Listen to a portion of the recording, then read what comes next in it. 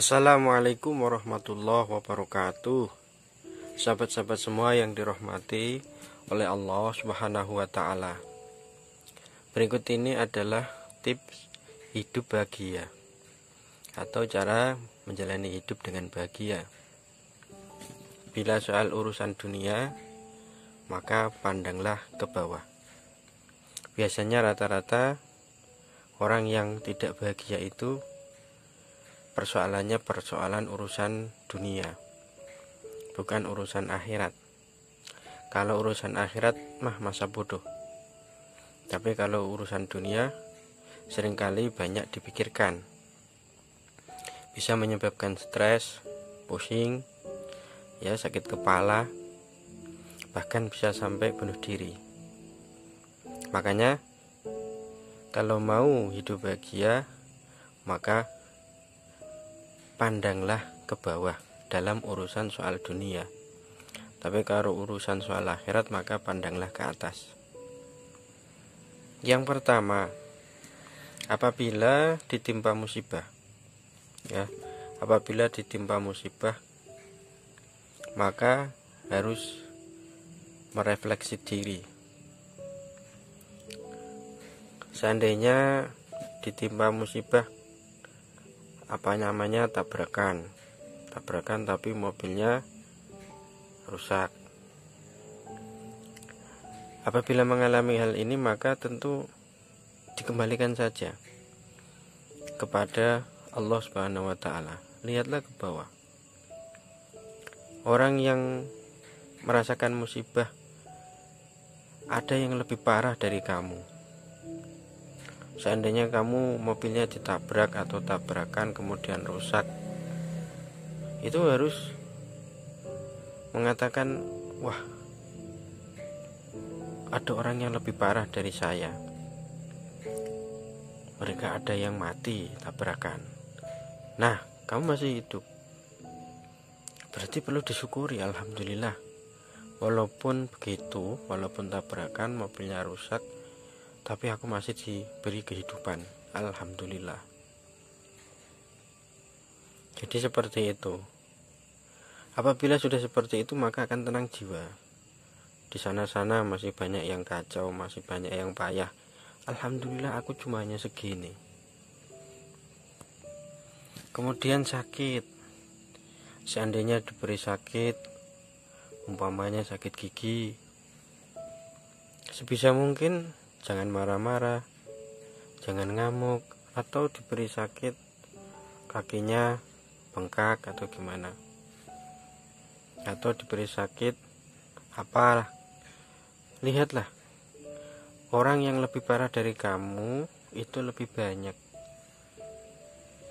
Mereka sakit terus kemudian mati, Nah, kamu diberi sakit, umpamanya sakit gigi, masih bisa jalan-jalan, masih bisa melihat, masih bisa ngomong, masih bisa minum. Sedangkan mereka sakit, koma, bahkan tidak bisa apa-apa.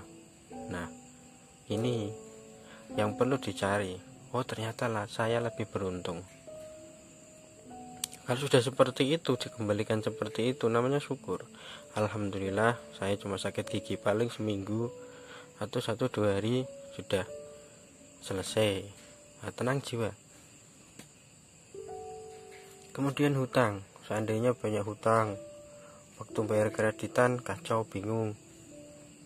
Nah, ini yang sering bisa membuat hidup tidak bahagia, semacam kayak dihantui oleh uang, tagihan-tagihan yang banyak sekali.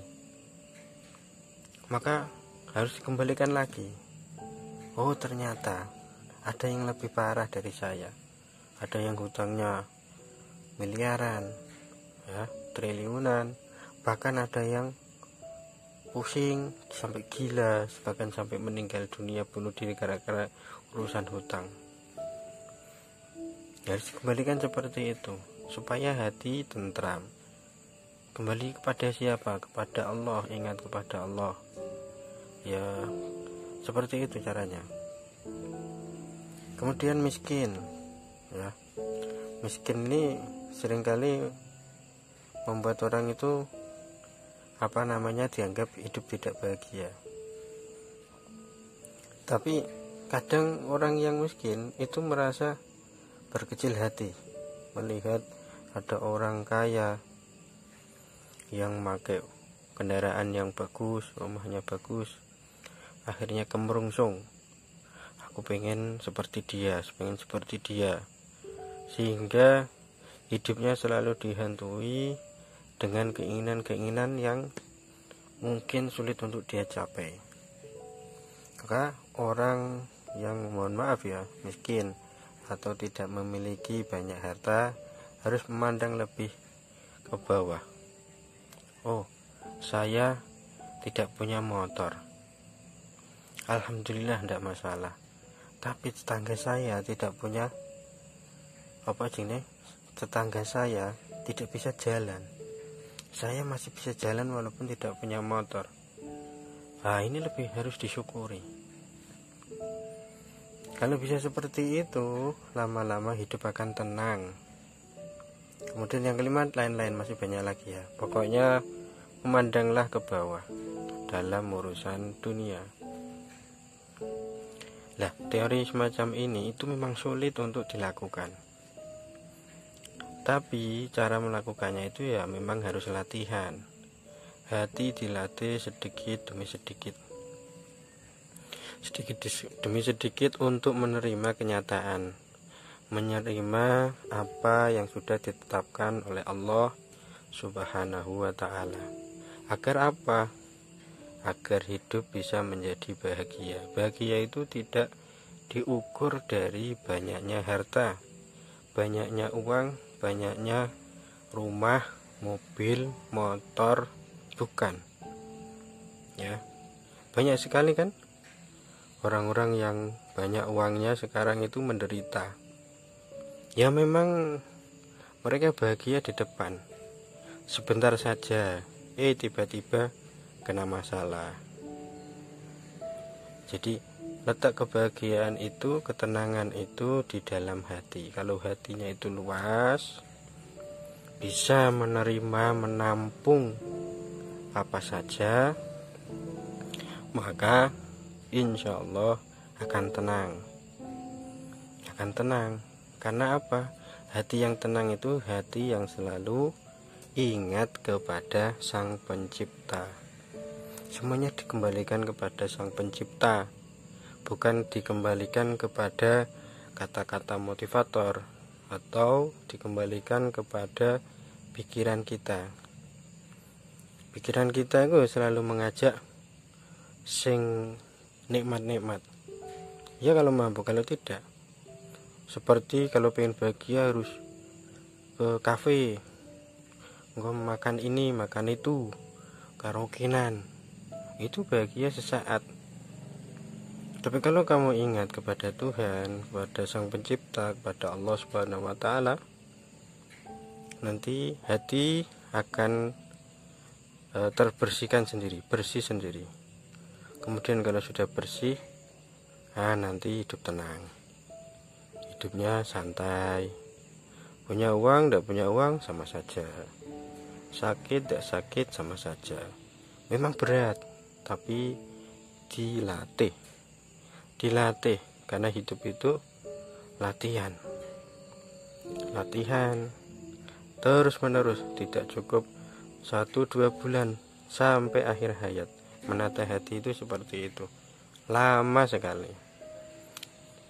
Bahkan kalaupun sudah mapan hatinya, itu ya nanti bisa goyah lagi. Makanya kunci ketenangan jiwa itu ingat Allah.